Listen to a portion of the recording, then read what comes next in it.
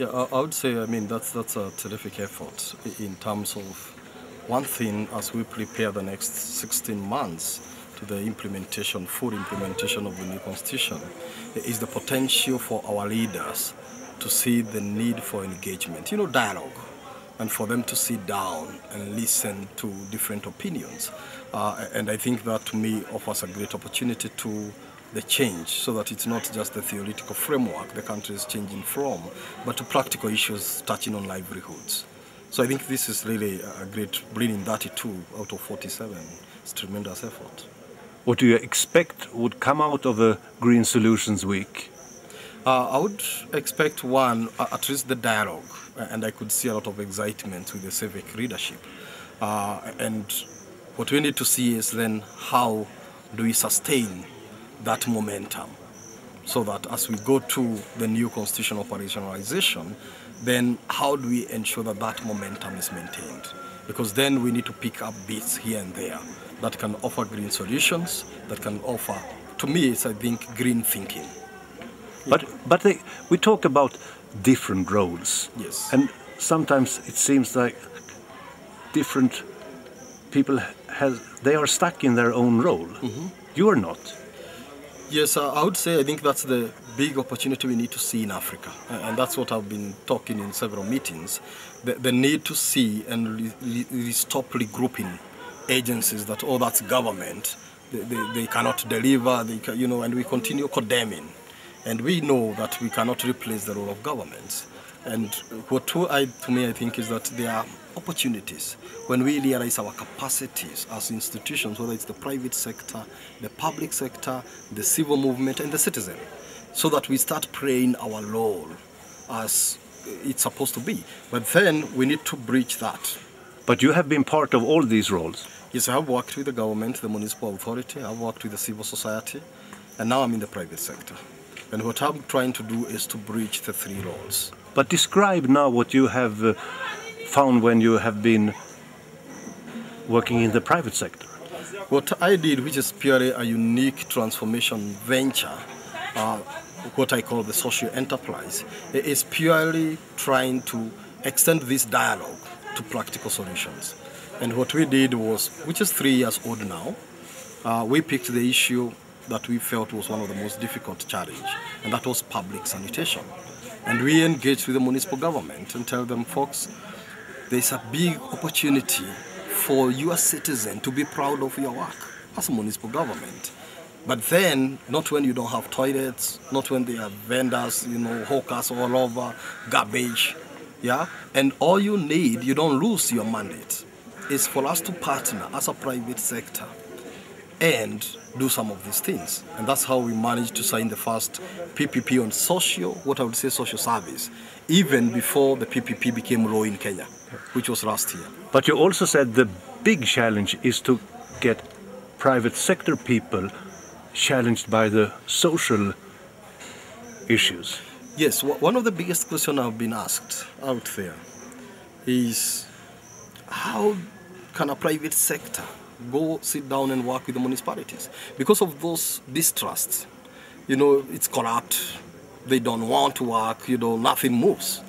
Yeah, and to me it's purely how do we shift that mindset to seeing the private sector comes with the carrot, the resources they are holding, and say this is what we need to do and this is the framework of doing it. And we are bringing in the private sector speed and precision to delivery. But still don't take the credit away from the local government. Yeah, and that's what we have actually done. All the eco-toilets have the big logo of the municipal government. It's their mandate, not our mandate. And we need to realize that. We are only coming as a catalyst to facilitate them to see that, one, it's not a desperate situation, it can be changed.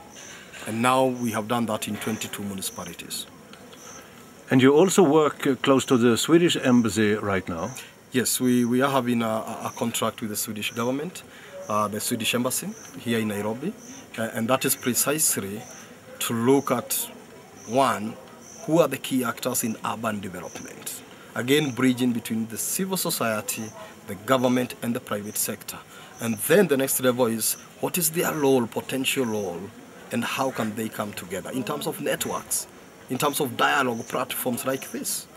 So what we have done across in 15 cities in Kenya is purely to go and engage all of them and try to see what are your potential capacities as civil society, as government, and as private sector. How do we bring these capacities together to be able to address certain problems? If you go to the coastal Kenya, it's about drug issues. So how do we sort it out and in a sustainable way? If you go to Western Kenya, you find it's more of agriculture and other issues.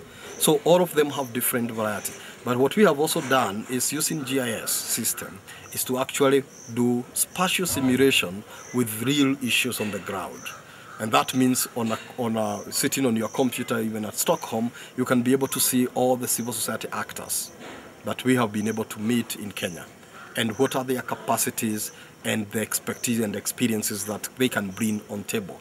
The idea is that, which again, I got a lot of feedback on it, was that our civil society expressed shock that for the first time in the past independence, post-independence region, an international agency is coming to them and asking their capacity, and not just putting tenders or putting calls for proposals just to give money.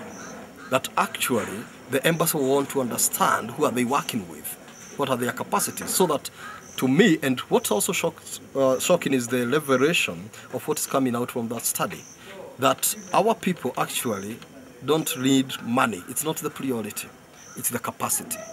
They expressed that, I think 46% said they needed capacity to be able to deliver and deliver quality. So now you have representatives from 32 out of 47 counties. Mm-hmm. What do you think they need most of all? Because in a county you have all these different actors. I think one of the most important that I would be looking forward to this session at the end of it and the way forward is to see how a network can be forged where people continue running in a more sustainable way. We also need very practical solutions to even starting the small things that can be done, because people need to be inspired to change. We are not talking about the multi-billion highways, because then it becomes a desperate situation. We need to tell the councils and all these actors across the county, what are you talking about? Safe water? It's doable. Yeah? This is how to do it.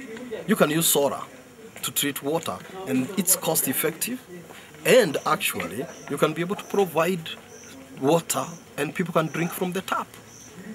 We need such practical ideas. If you're talking about solar in terms of energy and sustainable energy use, we need basic, things that can be done today, not 2030.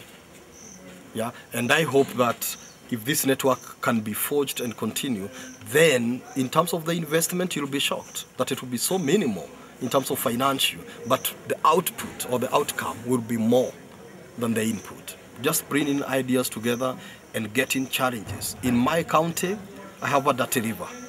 What basic ideas do we do to clean that river? How do we partner?